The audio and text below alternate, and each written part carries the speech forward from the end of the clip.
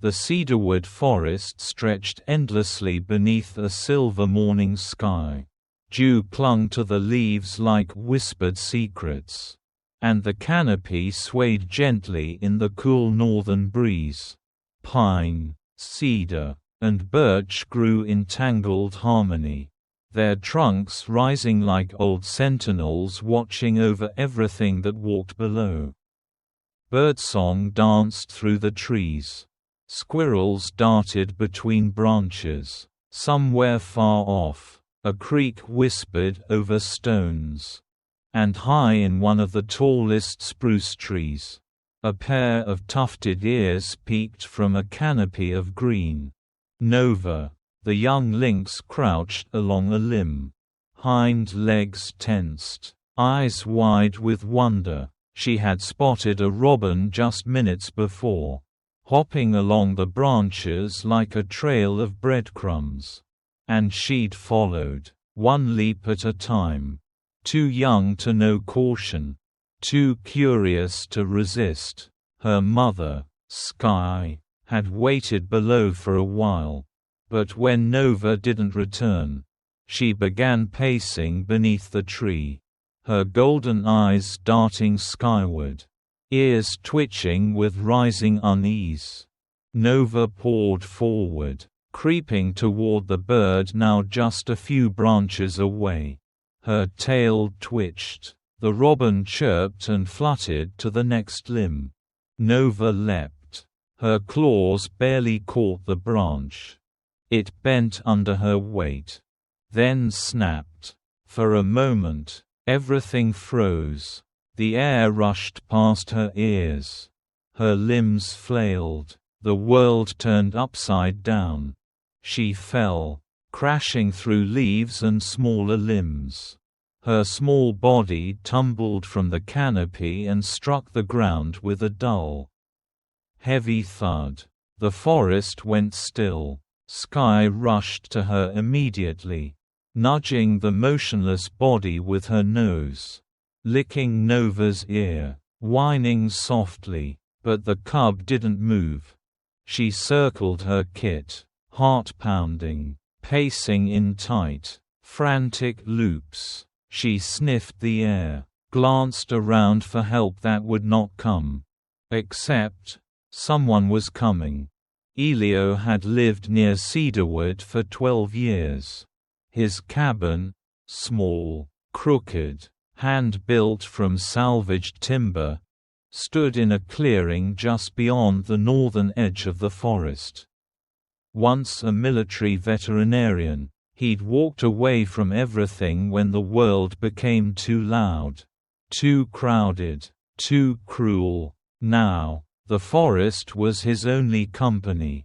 And that was enough. He had just finished stacking firewood when he heard it, the sharp crack of a fall, followed by the unmistakable whimper of an adult lynx. His ears sharpened, his hands stilled. Another whine, then silence. Elio grabbed his coat and slung his satchel over his shoulder. Inside it, bandages, salves, a flask of water, a needle and thread. Old habits never left you. The forest welcomed him as he moved, his boots light on the mossy ground. He followed the sound, weaving through trees, ducking under branches. The whine came again, closer now. He slowed near a thick grove of cedars. Then he saw her, the mother lynx. She didn't flee, she didn't snarl. She stood her ground beside the small, limp body at the base of the tree. Her golden eyes locked onto his. Elio raised both hands. "Easy, girl," he said gently. "I'm not here to hurt her." Sky didn't move, but she didn't strike either. That was permission enough. Elio approached slowly, knees creaking as he knelt beside the kit. The young lynx lay twisted on her side, eyes closed, chest rising in shallow, uneven breaths. One leg was bent at an unnatural angle, and there was a small trickle of blood at her mouth. He reached into his satchel, speaking softly the whole time. "You've got a brave little one here, but she's taken quite a tumble." Sky watched, unmoving, but her tail twitched. Her ears followed every gesture. Elio examined Nova's body gently. Fingers practiced and steady. Broken leg. Possible rib fracture. Minor head trauma. But she was alive. "Okay," he muttered. "Let's get you out of here." He glanced at the mother. "Don't worry," he said softly. "You can come too." Elio carried Nova cradled in an old wool blanket, stepping carefully as he made the slow return to his cabin. Behind him, silent as shadow, Sky followed. He didn't look back. He didn't need to. He felt her there, just out of reach, watching his every step.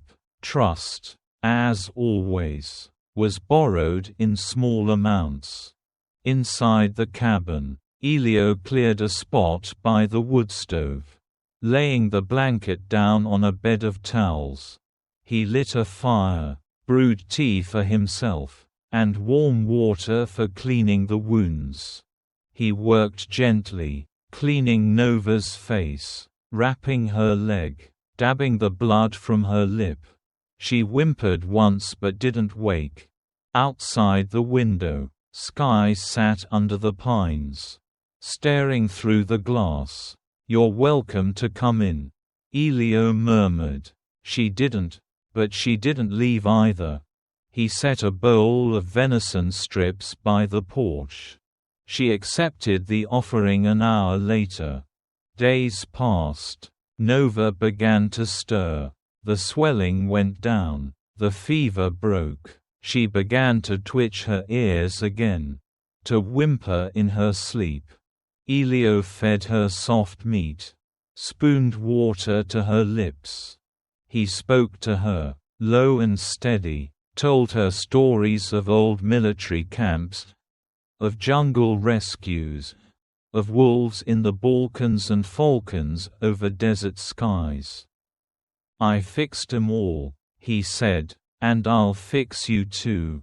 Each night, Sky returned to the same spot by the window, never entering, never interrupting, just watching, just waiting, and echo. The silence of the forest wrapped 'em all in the kind of stillness only healing could understand. On the 8th day, Nova opened her eyes. She blinked slowly, pupils wide, breath soft. Elio was sitting near the stove, polishing an old tin kettle. When he saw her move, he smiled. "There you are," he said. "Welcome back." She didn't panic. She didn't cry out. She looked at him, then turned her head toward the window. Sky was there. Nova chirped weakly. Sky stood, padded closer, and pressed her nose to the glass. Elio opened the door. Mother and daughter touched noses across the threshold. It was time. He carried Nova back to the forest himself. Slow and careful, Sky led the way. At the base of the same tree where she'd fallen, he lowered her gently into the grass. Sky circled, sniffed her thoroughly, licked her ears. Nova purred, a soft, high sound. Elio stepped back. Sky turned to him and held his gaze for a long, still moment. Then she blinked. Once. He bowed his head, and walked away.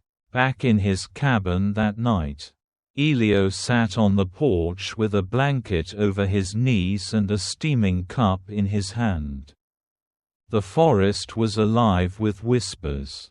Leaves rustled above, and somewhere, not far off, a lynx called out. Another answered. He smiled. In the hush of cedarwood, surrounded by trees older than memory, he felt something stir, not duty, not regret, but purpose.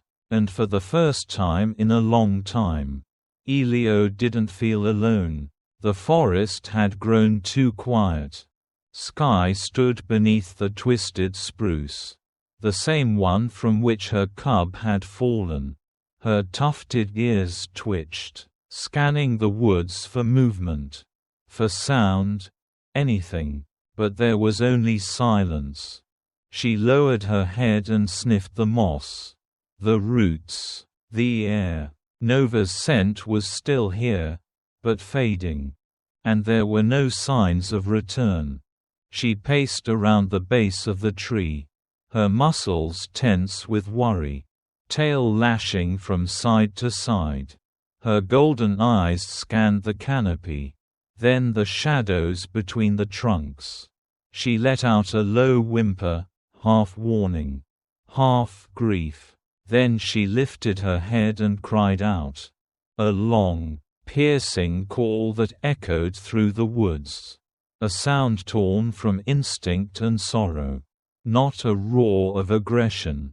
Not a territorial shriek. A plea. Another cry followed. Louder. Sharper. Then another. And another. But there was no answer. No response from the canopy. No rustling in the brush. No tiny chirp from her daughter. Sky ran now, darting in a wide circle. Calling, sniffing, listening. She looped back to the tree. Checked again. Still nothing.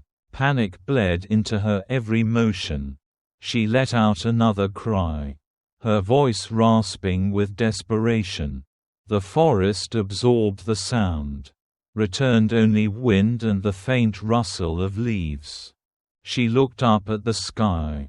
It was turning gray. Dusk was beginning to fall. And with it, the creeping edge of cold. Predators would be out soon. Sky whined softly and trotted to the edge of the woods.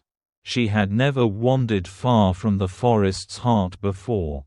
The roads were dangerous, the smells strange, but something deep inside her pushed her forward. A bond beyond instinct. She had to find her cub. Even if it meant leaving everything she knew. The narrow forest road wound between tall cedars. Just wide enough for one vehicle at a time. Elio drove slowly, his hands loose on the steering wheel, the headlights cutting a warm path through the mist. He'd been checking the southern trails, his routine drive at dusk to see if any traps had been laid again. Any signs of illegal hunting. It wasn't his job anymore. Not officially, but the habits hadn't left him. The radio hummed softly with static. He was thinking about dinner. Maybe stew. Or leftover salmon if the dog hadn't raided the icebox again. Then something darted from the trees.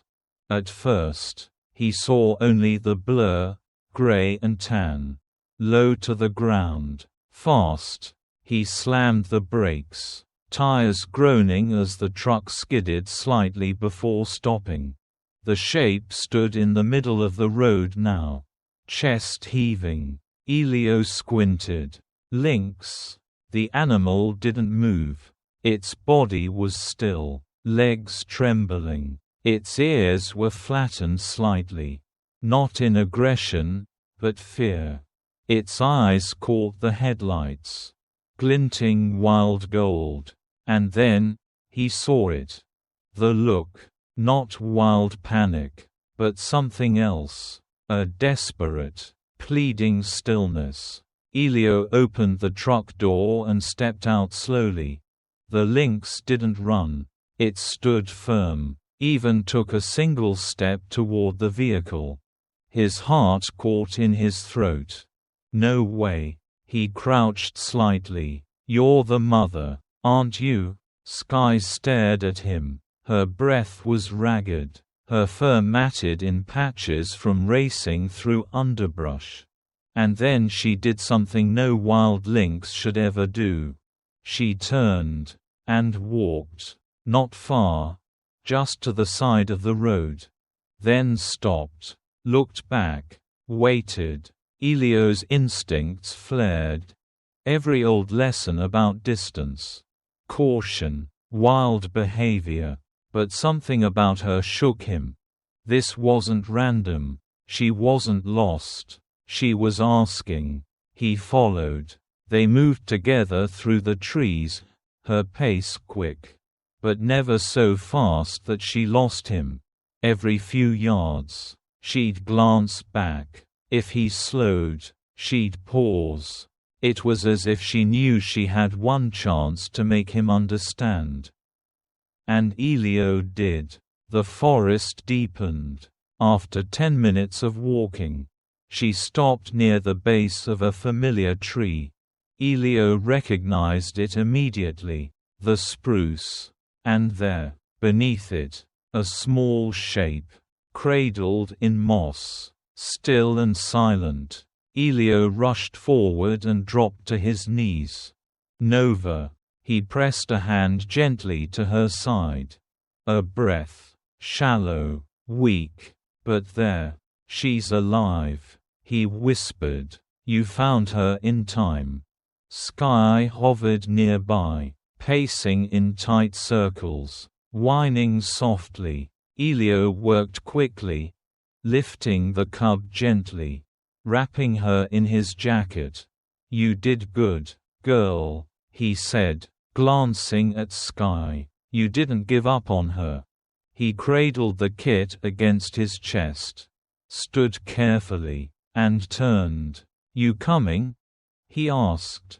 Sky looked at him, then at Nova, then followed. Back at the cabin, the fire was already crackling in the hearth when Elio returned. He placed Nova gently onto the prepared nest of towels. Checked her vitals again. The cold had slowed her heart, but hadn't taken her. She stirred faintly now, twitching her ears. Sky entered cautiously through the back door, left open just wide enough. She padded inside without hesitation, settling near the fire, her eyes locked on her kit. Elio knelt beside her. "You ran through the forest, across roads, past fear, for her," he said softly. Sky blinked. He placed a shallow bowl of water near her paws. Most people wouldn't. The wind howled softly outside, but the cabin held its warmth.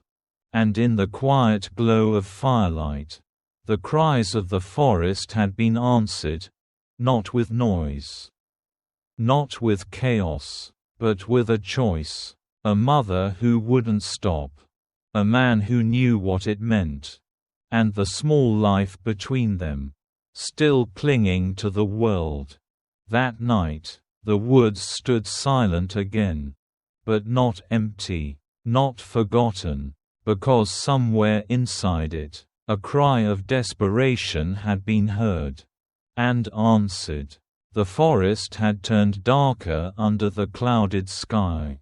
Light bleeding away beneath the towering trees. Elio moved steadily, boots pressing into the damp earth. The med-kit slung over one shoulder. A few birds still called through the branches. But the deeper he went, the quieter it became, like the woods themselves were holding their breath. Sky's tracks were fresh, paws light but distinct in the soil, weaving around tree roots and ferns. She hadn't run, she had guided. And Elio, despite the sting in his knees and the pull in his back, followed without hesitation. He was no longer just a man in the woods. He was someone being trusted. Ahead, The trees parted slightly into a small clearing where an ancient spruce towered over mossy ground. The air felt still here, dense with the smell of pine and lichen. Beneath the tree, he saw her, Nova. The lynx cub lay crumpled against the roots, barely moving. Her small body trembled with each shallow breath, and her eyes, open just a sliver, were glazed with pain. Sky stood over her, fur bristled slightly, not from aggression but from the raw energy of fear. Her body was a barrier, her stare unblinking. Elio stepped slowly into the clearing, raising one hand in a calm, open gesture. "It's me," he murmured. "I'm here to help her." Sky didn't move, but her tail flicked once. Sharply, he came closer. 3 meters. 2. Sky growled low in her throat. "I know," Elio said quietly. "I'm a stranger, a human, but she won't last without care." He knelt slowly, giving Sky space. His movements were deliberate, his presence steady. He unzipped the medkit, pulling out antiseptic wipes, gauze, an emergency tranquilizer vial. "She's in shock. Breathing's shallow. Could be internal bruising. Definitely a fracture." He reached carefully toward Nova. Sky bared her teeth. Not a warning. Not a threat. A test. Would he panic? Would he force his way through? Elio didn't flinch. He didn't raise his voice or jerk his hand back. Instead, he reached deeper into his coat pocket and pulled out a strip of smoked venison, laying it on the ground between them.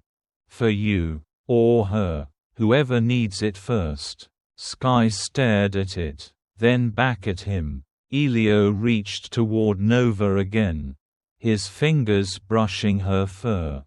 She twitched, barely conscious. With practiced hands, he examined her body gently, checking her ribs, her spine, her limbs. Broken foreleg. He muttered, "Not clean, but not crushed. Pulse is weak." He drew out the small tranquilizer syringe. "This is going to sting," he whispered, more to Sky than Nova. She growled again, louder. He paused, then slowly, deliberately, turned the syringe toward himself and jabbed it lightly into his own arm. Just a prick. "See?" he said. "Not poison. Just sleep." Sky blinked. He turned back to Nova and injected the tranquilizer gently near her shoulder. The cub shivered once, then relaxed. Her breathing steadied slightly. "Good girl," he said softly. "Stay with me." Elio worked quickly now. He cleaned the scratches around her paw, wiped away dried blood, and checked for additional injuries. The fracture was just above the wrist joint, hairline but unstable. It needed support. He glanced around and spotted a patch of young bamboo-like stalks sprouting nearby, straight, firm, light, perfect. He drew his pocket knife and cut 2 thin strips, then snapped him to length and began shaping a forest splint. Sky moved closer, her head nearly level with his as she watched every movement. Her breath was audible now, hot and steady, brushing the back of his hand. Elio didn't flinch. He wrapped Nova's leg in soft gauze, then bound the bamboo tightly to her limb with field tape. "Careful not to pinch the skin. She's going to make it," he said aloud, more for Sky than himself. "But she'll need a few days of rest." Quiet, no hunting, just warmth and time. He sat back, exhaling, wiping sweat from his brow. Skye lowered her head and sniffed Nova's side, nuzzling gently. Then, slowly, she looked at Elio, not with gratitude, not with submission, but something else. Recognition. They weren't friends. But in this clearing, in this hour, they were allies. Elio reached again into his med bag and pulled out a thermal blanket, tucking it gently over Nova's side. Then he sat down beside the tree, stretching his aching legs. He watched the mother and daughter settle beside each other, the cub breathing easier now, her little chest rising with more rhythm. Elio closed his eyes for a moment. Let the wind move through the trees. Let the forest breathe around them. For a time, there was nothing but the rhythm of life returning. He opened his eyes. Skye was still watching him. He nodded once, quietly. "You trusted me," he said. "That matters." The lynx said nothing, but she didn't turn away. He remained there until dusk deepened into night, and the first stars blinked through the canopy above. He knew he would stay the night. He would watch over her, with the mother just steps away. No fire, no comfort, just presence. Because when claws meet kindness, sometimes, the wild allows a stranger in. The forest was a cathedral of quiet. Tall pines stood like pillars above the forest floor, their dark silhouettes painted silver by moonlight. The night was cool but not cruel, the kind of crisp calm that settled over cedarwood after sundown. No human voice disturbed the hush, only the soft shuffle of leaves, the occasional snap of a twig, and the gentle, steady breath of the trees. Elio sat inside a small canvas tent, just a few meters from where Skye and Nova rested under the giant spruce. He hadn't brought much, just the tent, a blanket, and a thermal pad. No fire, no lights, only the warm body of Echo, curled at his side like a silent watchman. They both stayed still. They didn't approach, didn't intrude, just watched. Earlier that day, he'd set down a shallow bowl of clean water and a few strips of venison near Nova's side. The cub hadn't stirred, but Skye had sniffed the offerings and made no sound, no growl, no warning. She simply lay back down, curling her body protectively around her daughter. It was the first moment Elio realized something had shifted. He wasn't just tolerated anymore. He was trusted. That night, he didn't sleep deeply. He woke often, at every distant howl, every change in the wind, every sound that might mean movement. But each time he opened his eyes and peered through the tent flap, the shape of Skye remained steady beside the sleeping cub. Her body was still alert, but no longer restless, and Nova's small chest rose and fell in steady rhythm. By dawn, mist coiled low to the ground like breath from the earth itself. Elio stepped quietly from the tent, stretching stiff limbs and whispering a soft command to Echo to stay. The dog obeyed without question. Elio moved carefully through the undergrowth, pausing just outside the spruce clearing. He didn't need to go closer. He just needed to see her. Nova was still lying down, her paw wrapped in the forest-made splint, tail twitching faintly in sleep. But her ears perked at his presence. even though her eyes stayed closed. Sky turned and looked at him. For a long moment, nothing passed between them except the wind. Then she blinked slowly, once. A signal, not of ownership, but of understanding. The second day brought a change. Nova stirred more often, lifting her head, adjusting her position. She tried to rise once, but winced and flopped back down. Frustrated, Sky remained close, licking her fur, keeping her calm. Elio watched from his camp, carefully recording every movement in a battered field notebook. He noted the angle of the leg, the swelling, now reduced, and the signs of hydration. The meat was being eaten. Little by little, the water drained steadily. He approached only to refresh the supplies, never overstepping. Sky let him. They never exchanged touch or words, but they spoke, in glances, in stillness, in the absence of fear.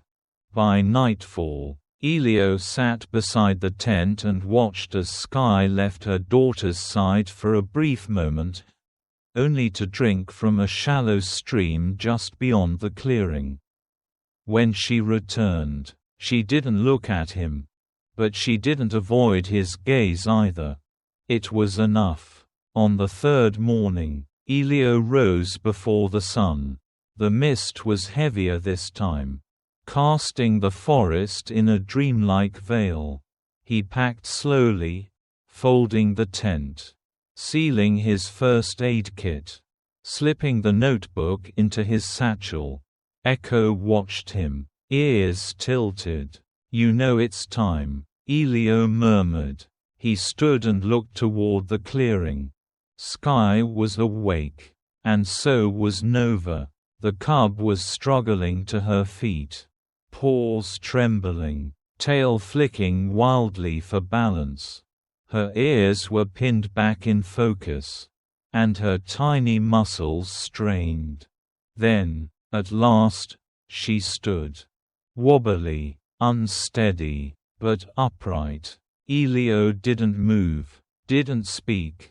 He just smiled. Nova let out a soft chirp. Sky responded with a low chuff, nudging her daughter gently with her nose. They turned as one to look toward Elio. And again, no words passed. Just breath. Just presence. Just a silent thread that had woven itself between them over days of stillness, care, and respect. Elio placed one last bundle of food by the edge of the path, strips of venison, boiled egg, and a little pouch of herbal leaves he'd once used to soothe inflammation in wounded wolves. Not too close, not too far. Then he turned and left. No goodbye, no sound, just quiet footsteps into the waking woods. The morning sun beginning to pierce through the branches above, gold seeping into green. By the time he reached the road, the sky had opened fully. The birds were alive with song, and the air smelled of pine and dawn. Elio looked back once, just once, at the dense line of trees. He would return home. He would continue walking the woods. But something had changed. There, deep in the cedar shadows, he had become more than just a man with tools and knowledge. He had become a part of something older, a silent agreement between worlds. And in the place where words had never been needed, they had understood each other completely. It was a quiet morning in Cedarwood, the kind Elio had come to appreciate most, bright sun filtering through the mist, the earthy scent of damp moss still clinging to the trees, and no sound but the rhythmic chirping of wrens and the soft creak of pine boughs in the wind. He stood in the garden just outside his cabin, watering a row of herbs growing along the edge of a split log fence, sage, mint, thyme. His hands moved slowly, carefully, the old metal watering can sloshing gently with each tilt. Life out here moved like that now. No hurry, no clocks, just sunlight and soil, and the occasional distant rustle of the forest. He was bending down to check the basil when he felt it. That strange, silent shift in the air. Like the trees had paused. Like the earth was listening. He turned. There, at the edge of the forest, where the grass faded into deep shade, stood two familiar shapes. Sky and Nova. The lynx cub was larger now. Leaner, the fluff of her youth replaced by a sleeker coat. The bandages were long gone. She moved with ease, her limp barely noticeable, if at all, but what struck Elio most was her posture. She wasn't hiding, she wasn't crouching, she stood in the open. Golden eyes fixed on him. Ears tilted forward in curiosity. Elio straightened slowly, setting down the watering can. He didn't call out, didn't wave. He simply nodded once. Nova took a few steps forward. Sky stayed where she was, watching with the quiet calm of a sentinel. She didn't look tense, not anymore. Her gaze carried no warning, only awareness. Nova padded closer, nose twitching. She stopped about 5 meters away. Elio remained perfectly still. The cub sat, tail curling around her paws. And for a long moment, they just regarded each other, the man and the young lynx. The silence between them as full as any conversation. Then Nova turned, flicked her ears once, and trotted lightly back to her mother's side. Together, they vanished into the trees. But the message was unmistakable. We're still here. From that day on, a pattern began. Every Sunday morning, just after dawn, Elio would walk to the mossy flat stone near the edge of the woods, the one that caught the first golden light of the sun, and place a simple offering on it, a few slices of venison. Sometimes fresh rabbit, or fish if the stream had been kind. He didn't stay to watch. He never waited in hiding. He just left the gift and returned to his chores. And without fail, by mid-morning, the meat would be gone. Sometimes he'd find paw prints in the soft dirt nearby. Sometimes a single tuft of fur. Once, he found a small feather pressed beside the rock, like a return offering. Each week, the ritual repeated. No calls, no leashes, no cages, just trust and presence. On the 4th Sunday, Elio was sitting on the porch sipping tea when he saw them again. Sky emerged first, nose high in the breeze. Nova followed, bounding lightly through the underbrush before slowing near the clearing. She stopped at the stone, sniffed the meat, then looked up. Elio didn't move. Nova didn't either. She sat by the rock for a few minutes, eating slowly, calmly. Then she turned toward the cabin.